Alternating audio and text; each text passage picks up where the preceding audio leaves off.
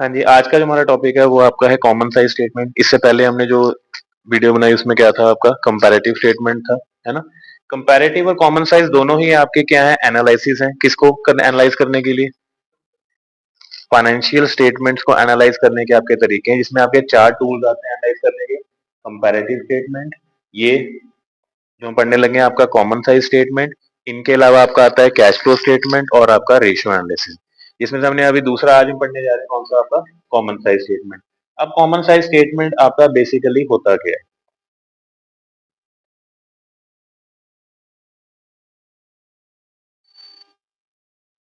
ठीक है जी, नजर आ रहा है?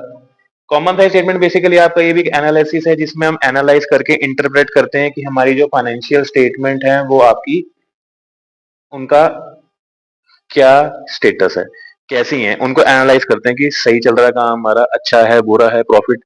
अकेला प्रॉफिट लॉस देखना काम नहीं होता, बट हमें एनालाइज करना पड़ता है कि हमारी चीजें आपकी काम कैसे कर रही हैं। इसको हम वर्टिकल एनालिसिस भी कहते हैं। वर्टिकल कैसे? क्योंकि इस फॉर्मेट कैसा होता है आपका, लंबा बैलेंस शीट फॉर्मेट में, तो उसको बोलते हैं वर्टिकल एनालिसिस आपका। ये आपका किस लिए इनमें अब कंपैरेटिव और कॉमन साइज में फर्क क्या होता है? वहां पे तुम क्या करते हैं, चेंज को परसेंटेज में काउंट करते हैं, है ना? कि कितना इंक्रीज हुआ या डिक्रीज हुआ उसका परसेंटेज काउंट करते हैं, कि चेंज कितना आया उसका परसेंटेज निकाला जाता है। बट कॉमन साइज स्टेटमेंट में क्या होता है, जितनी हमारी सारी फिगर्स हैं, चाहे प्रीवियस ईयर की चाहे आपकी करंट ईयर की, दोनों की क्या निकाली जाती है? परसेंटेज निकाली जाती है। यहाँ मतलब सारा का सारा कोई चेंज का नहीं निकालते हम, टोटल ओवरऑल पूरी परसेंटेज का आपका यहाँ पे निकाला जाता है। क्लियर? जैसे भी यहाँ पे लिखा हुआ क्या है, यहाँ पे बेस अमाउंट के साथ common size statement are not any kind of, ये कोई रेशियोज नहीं है आपकी। ये आपका एक बड़ा ही आसान आपका तरीका है इसमें फाइनेंशियल स्टेटमेंट को एक्सप्रेस करने का। मतलब फाइनेंशियल स्टेटमेंट को बहुत अच्छे तरीके से एक्सप्रेस किया जाता है। एक तो नॉर्मल बैलेंस शीट होगी, उसमें कुछ पता नहीं लगता। यहाँ पे आपको मैं इसको फॉर्मेट दिखाऊंगा, पता लगेगा कि कॉमन साइज स्टेटमेंट में क्या है, बैलेंस शीट के साथ उसके परसेंटेज लिखे होते हैं कि हमारा पहले से कितना चेंज आ गया। या हमारा कॉमन साइज हमें ये बताता है कि हमारी जो बैलेंस शीट का बना रहे हो या पीएनएल का बना रहे हो आप, कि हमारी कितनी कितनी वैल्यूज किसके हिसाब से कितना परसेंटेज है उसका, तो उसको देखना आसान हो जाता है परसेंटेज के फॉर्म में कि अच्छा ये हमारे सेल्स का इतना परसेंट है या ये हमारे एसेट्स का इतना परसेंट है। मैं कहूँ मेरे करंट एसेट्स 2 लाख है, वो ज्यादा पढ़ना आसान लगेगा, या आपको ये लगेगा कि भी हाँ मेरे जो करंट एसेट्स है वो 20% है मेरे टोटल एसेट्स के, है ना? कि 20% मेरे पास करंट एसेट्स हैं आउट ऑफ टोटल एसेट्स। तो कॉमन साइज स्टेटमेंट आपको ये बताता है। क्लियर? अब जैसे यहाँ पे लिखा है आपका, ये लिखा होगा common size statements are always expressed in the form of percentages. इसमें टोटली परसेंटेज में आंसर होता है, इसमें डिफरेंस नहीं निकालते हम। कंपैरेटिव में हम क्या निकालते थे? डिफरेंस निकालते थे कि हमारा ओपनिंग से लेके क्लोजिंग में कितना फर्क आ गया, क्या हमारे प्लस हुआ है कुछ या माइनस हुआ आपका, है ना? तो the statements are also called 100% statements भी कहते हैं इनको, या कंपोनेंट स्टेटमेंट्स भी कहा जाता है। इसमें हर इंडिविजुअल की परसेंटेज काउंट की जाती है अकॉर्डिंग टू 100। परसेंटेज तो 100 के साथ निकलती है कि 100 में से इसका कितना वैल्यू है आपका। तो आपका जो कॉमन साइज स्टेटमेंट्स, जैसे कंपैरेटिव 2 टाइप्स का होता है, कंपैरेटिव बैलेंस शीट और कंपैरेटिव इनकम स्टेटमेंट। ऐसे ही सेम आपका कॉमन साइज भी होता है, कॉमन साइज इनकम स्टेटमेंट और कॉमन साइज बैलेंस शीट आपकी। क्लियर हो गया यहाँ तक आपका?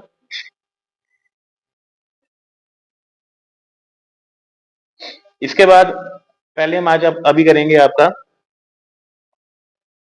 हमारी common size income statement. Clear नजर आ रही है? ये इसका टोटली फॉर्मेट है आपका। सिंपल सा इन्होंने फॉर्मेट दिया आपको कि भी ये कैसे होता है। हाँ जी, आई थिंक क्लियर हो रहा होगा आपको ये, है ना? तो इसमें क्या चीज है ये देखो ध्यान से। अब यहाँ देखोगे सेम उसकी तरह कंपैरेटिव की तरह, यहां तक की जो वैल्यू है आपकी ये वाली, मतलब कि ये जो यहां तक, इसको छोड़ के ये वाली इनको छोड़ के यहां तक आपका फॉर्मेट पूरा का पूरा सेम है। वही आपकी प्रीवियस ईयर की वैल्यू करंट ईयर की वैल्यू लिखनी है आपने। प्रीवियस ईयर कौन सा होता है? जो दोनों में से पुराना होगा। अगर मैं कहूँ कि ये 2012 है, ये प्रीवियस हो गया, और ये 2013 है, तो ये क्या हो गया? करंट ईयर हो गया। कई फॉर्मेट्स में क्या है, आगे पीछे भी है, करंट पहले बनाते हैं प्रीवियस बाद में बनाते हैं, तो वो आपकी जैसा ठीक लगे वैसा मतलब। पर करंट के हिसाब से अभी क्या हो रहा है कि करंट ईयर को पहले शो किया जाता है, प्रीवियस ईयर बाद में शो, वो थोड़ा इजी हो जाता है निकालना आपका। क्लियर हो गया कि प्रीवियस ईयर कौन सा होता है, करंट ईयर कौन सा होता है? ये पूरा का पूरा कुछ नहीं है, सेम टू सेम वही आपका पूरा फॉर्मेट है इनकम स्टेटमेंट का। कि क्या क्या आता है, हमने पहले अपनी नेट सेल्स दिखानी है। नेट सेल्स का मतलब क्या होता है? Sale minus sale return. उसके बाद कोई और हमारी इनकम्स हैं तो वो अदर इनकम में आ जाएंगी आपकी। इन दोनों को प्लस करेंगे तो क्या निकलेगा, टोटल रेवेन्यू निकलेगा।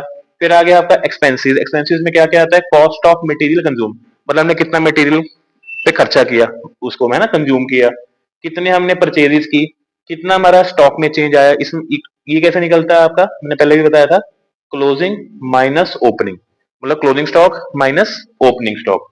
फिर इसमें आता है एम्प्लॉय बेनिफिट, मतलब उनकी सैलरीज, वेजेस, जो जो एम्प्लॉय के खर्चे हैं, है ना, वो सब इसमें आ जाते हैं आपके। फाइनेंस कॉस्ट में क्या आता है, जैसे आपका इंटरेस्ट हो गया, ठीक है, किस पे, लोन पे या डिवेंचर पे, तो वो यहाँ अमाउंट शो कर दी जाएगी। ये नाम से पता लग रहा है कि क्या है, फाइनेंस कॉस्ट है। फाइनेंस मतलब कि जो हमने उधार लिया उसका खर्चा दे रहे हैं बेसिकली।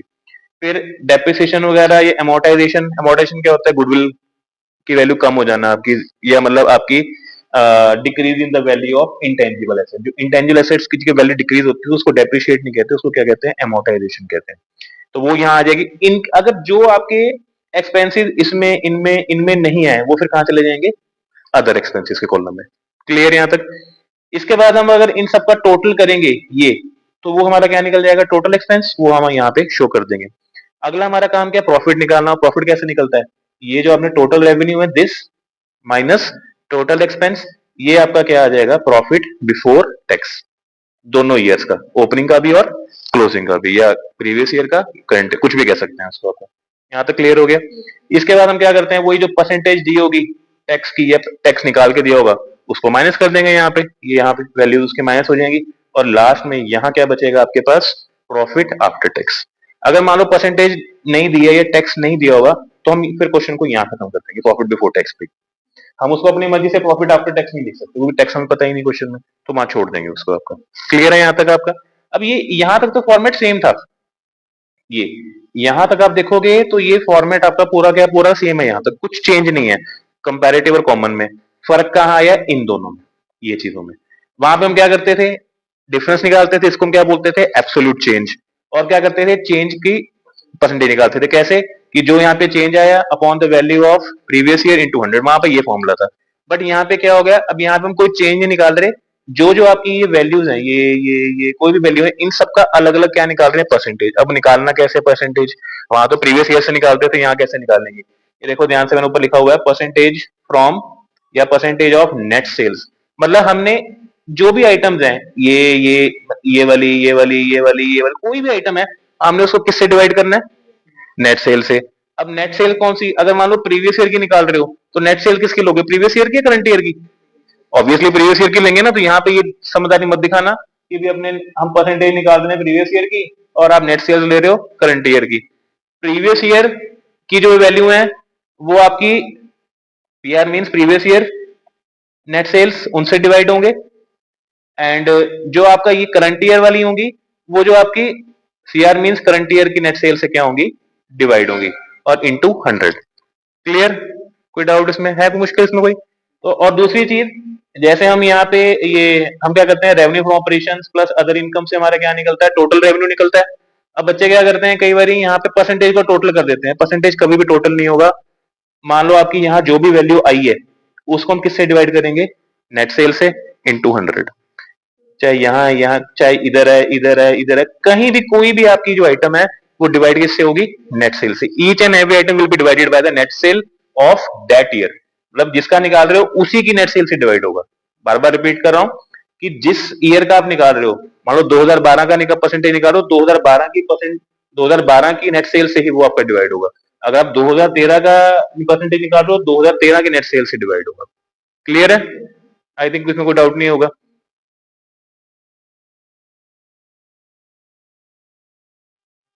इसके बाद दूसरा हमारी जो आगे आता है, वो हमारा कौन सा आता है, कॉमन साइज बैलेंस शीट आती है। वो भी आपकी काइंड ऑफ सेम होती है, देखो कैसी होती है ये।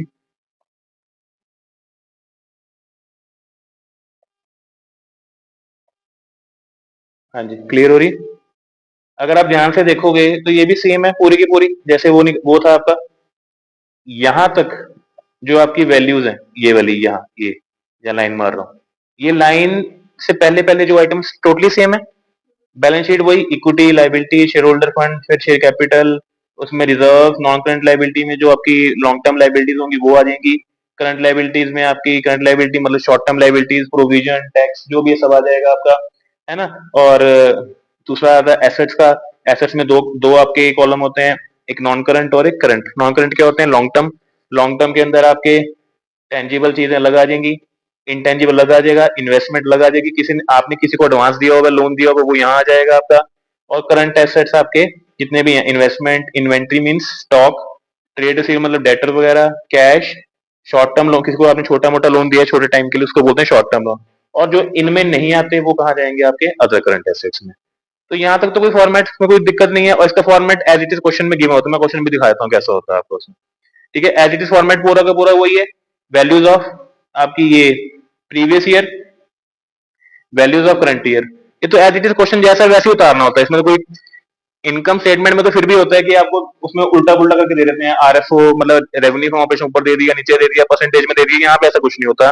यहाँ पूरा आपको उन्होंने, जैसे ये बैलेंस शीट आपको नजर आ रही है, यहाँ तक आपकी पूरी बैलेंस शीट दी होती है उन्होंने। हमें सिर्फ इसमें वही दो कॉलम ऐड करने हैं। कौन कौन से? Percentage of previous year, percentage of current year. अब ठीक है, चलो इनकम स्टेटमेंट में तो पढ़ लिया हमने कि हम किससे डिवाइड करते हैं, नेट सेल से, या रेवेन्यू फ्रॉम ऑपरेशन कहते हैं ना। यहाँ पे किससे डिवाइड करेंगे परसेंटेज को? यहां पे आपका डिवाइड होगा ये बैलेंस शीट के टोटल से। किससे? बैलेंस शीट के टोटल। मतलब अब हमें एक चीज अच्छे से पता है कि जो एसेट और लाइबिलिटी है उनके टोटल क्या होते हैं? सेम होते हैं आपके, है ना। तो इसका मतलब है कि अब चाहे आप पहले, मतलब यहां तक आपको पहले फॉर्मेट, ये पूरा फॉर्मेट उतार लो पूरा नीचे तक, है ना। उसके बाद जो टोटल आएगा इनका, उससे आपने क्या करना है? डिवाइड करना है। मींस फॉर्मूला क्या बन गया? अगर मुझे प्रीवियस ईयर की परसेंटेज निकालनी है, जैसे सपोज पहला आ गया शेयर कैपिटल। शेयर कैपिटल की सपोज वैल्यू है 1 लाख, है ना, प्रीवियस ईयर में। और आपकी जो टोटल लाइबिलिटी बनती है या एसेट बनता है वो बनता है 10 लाख। इट मीन्स फॉर्मूला क्या बन जाएगा? वैल्यू ऑफ शेयर कैपिटल कितनी है? 1 lakh, divided by total asset या टोटल लाइबिलिटी कितना? 10 लाख इंटू 100। सिंपल सी बात ये है, प्रीवियस ईयर की वैल्यू को प्रीवियस ईयर के टोटल से डिवाइड करना है। करंट ईयर वाले में करंट ईयर के जितने भी ये आपकी वैल्यूज हैं, ये वाली, इनको किससे डिवाइड करना है? करंट ईयर के टोटल से डिवाइड करना है। कोई मुश्किल? क्लियर हो गया? सिंपल फॉर्मूला है आपके। ठीक है, ध्यान से देख लो इसको एक बारी। फॉर्मेट सिंपल है आपका, कुछ नहीं है, सिंपल सिर्फ आपको दोनों की परसेंटेज निकालनी है। कंपैरेटिव में हम क्या करते थे? यहाँ पे पहले इन दोनों का बैलेंस निकालते थे, यहाँ बैलेंस आता था, फिर क्या करते थे? जो बैलेंस आया है divided by value of previous year into 100। यहाँ पे क्या कर रहे हैं हम? ये जो वैल्यू एज इट इज दी हुई है ये उठाई upon value of this into 100। Clear है? कोई डाउट? ठीक है, मैं यहाँ पे एक बार इसको लिख भी देता हूँ आपको, आपको निकालना कैसे है।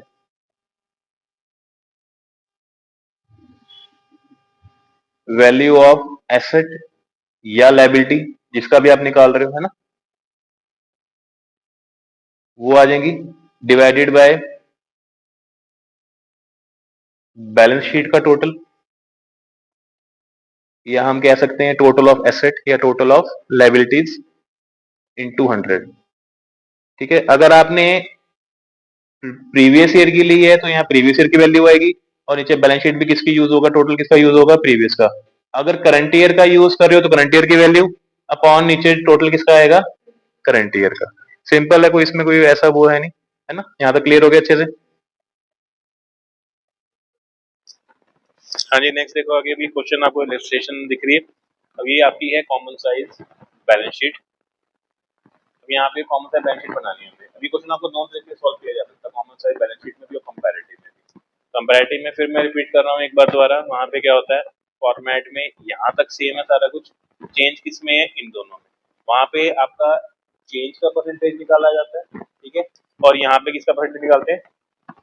पूरी पूरी बैलेंस शीट का। ठीक है, जैसे आपकी ये दी हुई है बैलेंस शीट आपकी करंट ईयर की, ये दी है आपकी प्रीवियस ईयर की। तो यहाँ हमें कोई चेंज नहीं निकालना, सिंपल अगर देखोगे ध्यान से कैसे निकाला उन्होंने, जैसे पहले आपकी ये आ जाती है 2025 की, मतलब आपका करंट ईयर हो गया आपका ये वाला। अब पहली वैल्यू क्या है? जैसे ये रही आपकी 10 लाख, तो ये 10 लाख किससे डिवाइड होगा? ये 32 लाख, जो ये टोटल दिया हुआ नीचे आपका ये वाला। तो 10 lakh divide by 32 lakh into 100, ये आ जाएगा आपका ये वैल्यू। फिर आपका आ जाएगा 6 लाख अपॉन 32 लाख इंटू 100, वो आ जाएगी आपकी ये वैल्यू। फिर आ जाएगा 7 लाख अपॉन 32 लाख इंटू 100, वो आ जाएगी आपकी, ऐसे मतलब वैल्यू निकलेगी आपकी ये वाली। क्लियर है?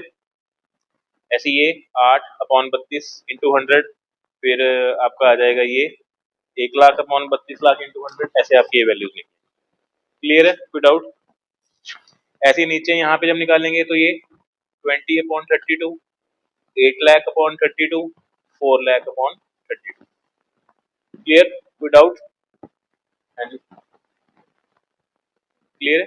तो ऐसे ही जब ये तो हो गया जैसे आपका करंट ईयर का। अब प्रीवियस का निकालना है तो वही, जैसे 10 लाख/24 लाख, 2 लाख/24 लाख, 5 लाख/24 लाख, 6/24, 1/24। ऐसे ही नीचे यहाँ पे 16/24, 4/24, 4/24। तो ये आपकी सारी आपकी क्या निकल जाएंगी, वैल्यू। क्लियर है, कोई डाउट है? तो ये आपका ऐसे क्वेश्चन है इसका, कॉमन साइज बैलेंस शीट का। आई होप समझ में आ गया होगा सारों को।